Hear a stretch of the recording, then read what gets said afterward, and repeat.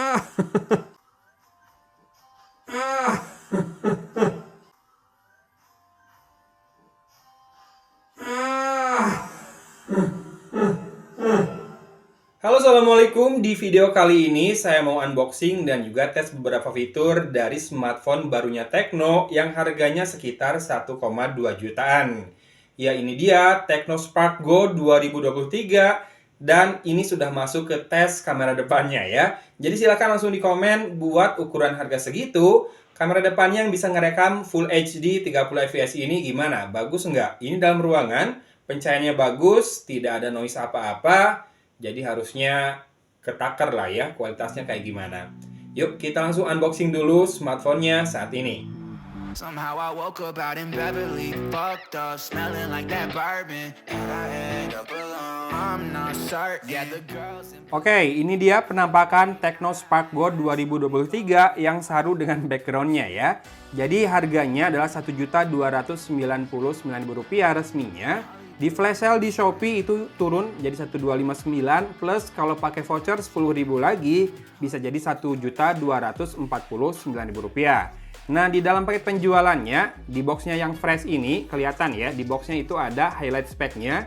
Lalu di dalamnya kita bisa temukan SIM tray, lalu ada leaflet garansi 12 plus 1 bulan garansinya. Kemudian ada kabel data atau kabel charging yang melegakan saya karena tipenya ternyata Type-C dengan aksen warna orange seperti ini. Lalu ada charger 10 watt atau 5 volt 2 ampere, kemudian quick start guide dan buku garansinya, serta terakhir dapat softcase. Jadi yang nggak dapat cuma headsetnya ya. Dan desainnya sendiri seperti ini. Ini saya pakaiin softcase-nya, kita akan lepaskan dulu. Jadi frame-nya, pinggirnya itu sudah mengotak, kekinian ya, kayak smartphone flagship mungkin bisa dibilang, walaupun ini masih ada sedikit lengkungan, jadi nggak beneran lurus banget.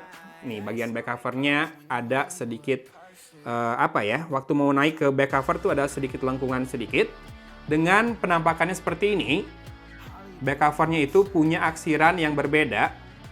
Arah aksirannya membuatnya terpisah jadi beberapa segmen ya di back covernya ini.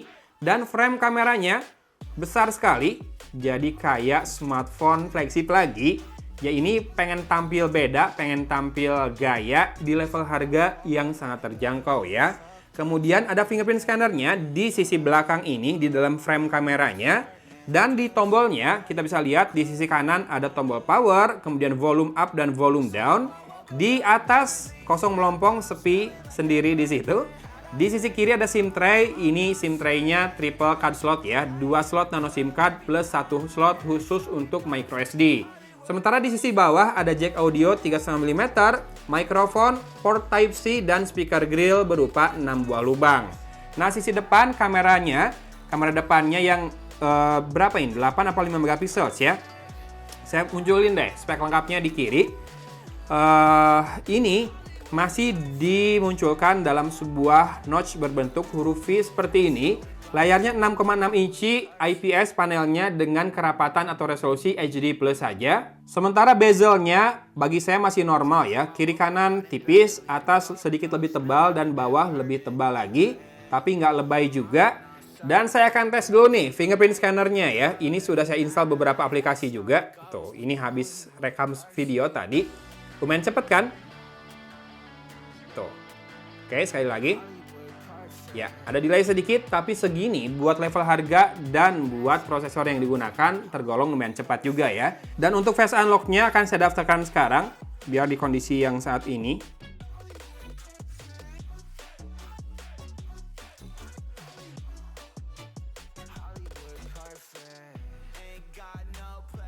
Agak lama memang ya ngerekam face unlock-nya, termasuk juga pas melakukan pembukaan kunci layarnya. Tapi yang penting race to wake-nya ada dan dari pertama sudah aktif. Ya, kelihatan lebih butuh waktu dibandingkan fingerprint-nya, tapi segini udah lumayan. Kemudian untuk masalah OS, dia sudah pakai iOS 12 based on Android 12 juga. Di mana security patch levelnya ada di 1 November 2022 ya.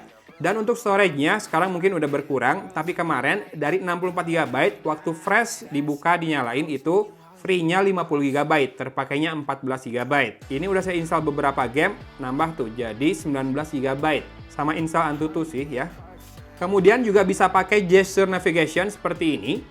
Tapi kamu harus sabar untuk masalah performanya, karena meskipun dikasih storage yang besar 64 GB di level harganya, dan RAM yang besar pula 4 GB, ini pakai MediaTek Helio A22 yang I/O speed-nya ya biasa aja, wajar buat level harganya, tapi harusnya masih bisa ditingkatkan lagi. Kayaknya memang MediaTek mulai aman lagi stoknya nih prosesornya. Jadi ponsel-ponsel sejutaan kayak gini udah nggak harus pakai spread room lagi ya, atau Unisoc yang SC9863A itu. FYI, Helio A22 ini quad core dan ini skor untuk storage testnya ya. Kemungkinan ini eMMC masih bukan UFS, dan store Antutunya segini nih dapatnya. Masih di bawah 100.000 dan bahkan masih di bawah 90.000 ya. Kita lihat detail skor Antutunya kayak gini. Ya, yang GPU-nya ini memang dia harus pakai Antutu 3D Benchmark yang light karena RAM-nya nggak nyampe 6 GB. Nah, kalau cuma buat nonton YouTube, nyetel lagu atau podcast ini nggak ada masalah. Tapi memang bukan buat skenario yang tasnya berat ya. Misalkan video editing, janganlah. Bikin konten juga jangan. Atau ngerekam-rekam video panjang, saya rasa jangan. Karena si processing powernya nggak tinggi-tinggi banget. Tapi mungkin konsumsi dayanya lebih hemat dibandingkan P22 yang octa-core ya. Jadi si Helio A22 ini quad-core saja. Dan buat streaming multimedia, sekali lagi saya tekankan, ini kuat-kuat aja dan tidak ada masalah. Layarnya punya brightness yang cukup dan loudspeakernya. Loudspeakernya walaupun tidak stereo, tapi saya rasakan outputnya clear ya. Balance, meskipun tidak ngebas-ngebas banget, meskipun powernya tidak kenceng-kenceng banget, tapi tadi saya cek buat nyetel lagu ini, saya bisa enjoy, meskipun nggak kenceng-kenceng banget. Tapi buat tes di video ini ya mau nggak mau harus pakai yang royalty free ya. NCS lagi.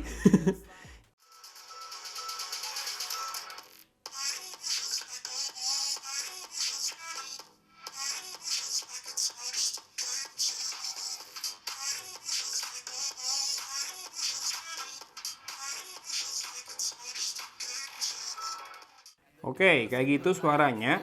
Tidak terlalu kencang memang powernya, tapi bagi saya segitu lumayan balance ya. Tidak cempreng di volume terkencang dan juga tidak terlalu ngebas, memang depth-nya lumayan ada, tapi ya sebatas usable lah ya. Lumayan ke enjoyable, hampir enjoyable. Dan buat game, saya udah coba pakai Mobile Legends, berat sih, makanya saya nggak install PUBG Mobile juga. Kita akan coba tes buat Subway Surfer saja ya. Silahkan disimak gameplaynya. Tadi saya lumayan jauh main, tapi butuh konsentrasi juga ini. Jadi nggak cuma dari perangkatnya, konsentrasi kitanya, kecepatan jari kitanya juga sangat menentukan. Atau mungkin saya akan coba percepat gameplaynya. Wih.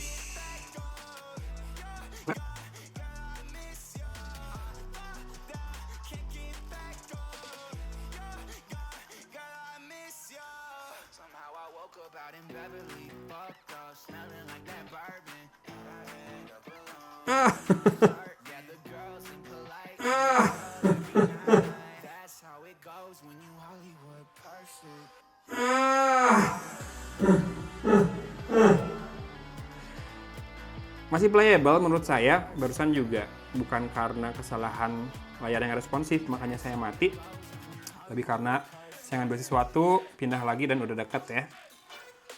Untuk game-game kayak gini casual masih oke. Kita coba buat pindah ke aplikasi yang udah rada lama nggak dibuka, misalkan ke galeri. Tuh, masih tidak reload ya. RAM-nya cuma yang besar soalnya.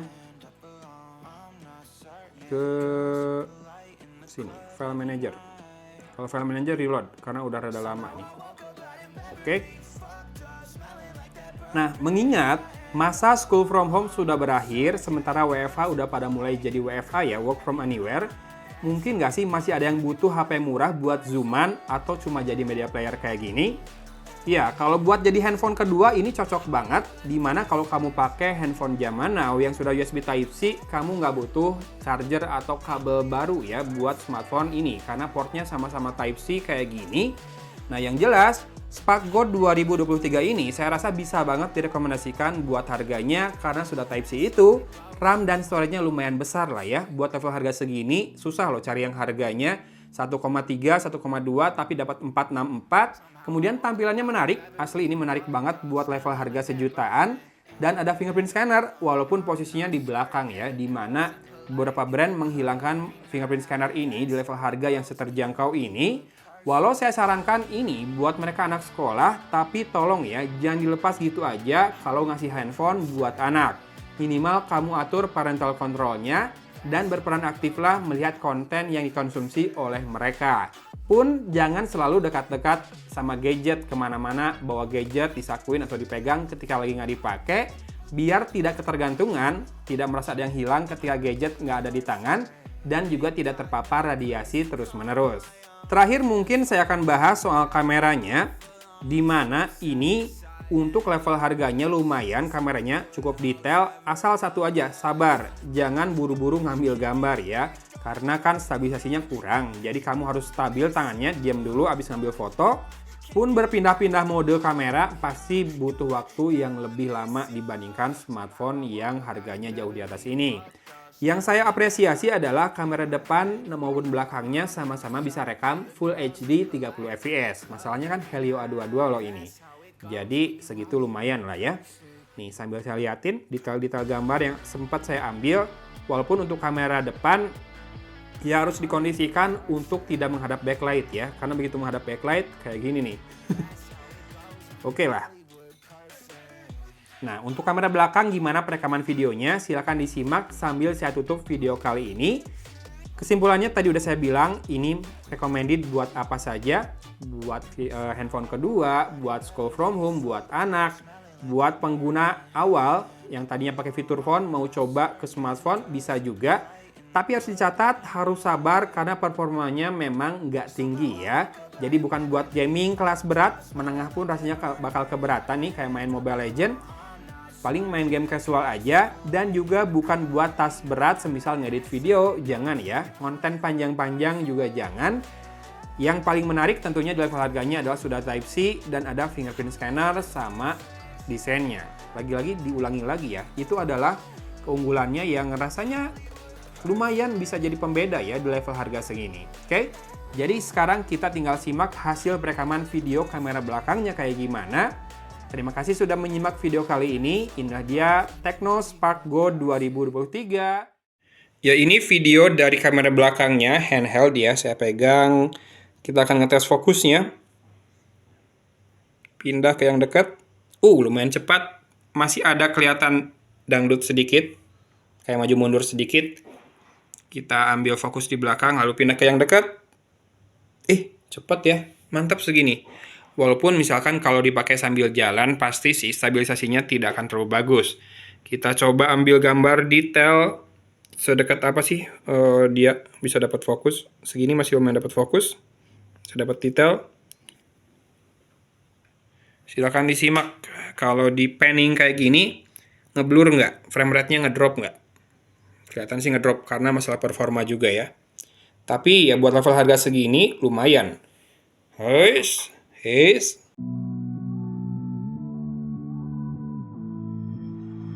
Somehow I woke up out in Beverly, fucked up, smelling like that bourbon, and I end up alone. I'm not certain. Yeah, the girls impolite in the club every night. That's how it goes when you Hollywood perfect. Hollywood perfect.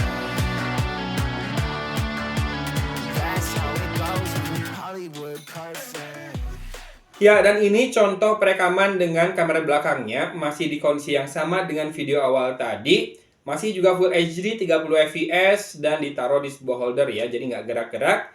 Silahkan disimak, sekalian audionya dikomentarin juga ya, kayak gimana. Buat handphone 1,2 jutaan, pakai Helio A22, RAM 4GB, storage 64GB, gede ya, segitu. Sudah Type-C dan ada fingerprint scannernya di sisi belakang. Langsung komen aja worth it atau enggak, berminat enggak buat di Pinang. Buat di Pinang atau di, tadi saya mau ngomong di Simak ya, di Pinang.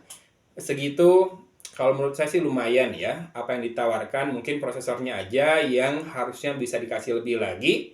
But overall ini smartphone yang kece sih. Oke? Gitu aja video kali ini. Thanks for watching. Dari Kota Cimahi, Agun pamit undur diri. Wassalamualaikum warahmatullahi wabarakatuh.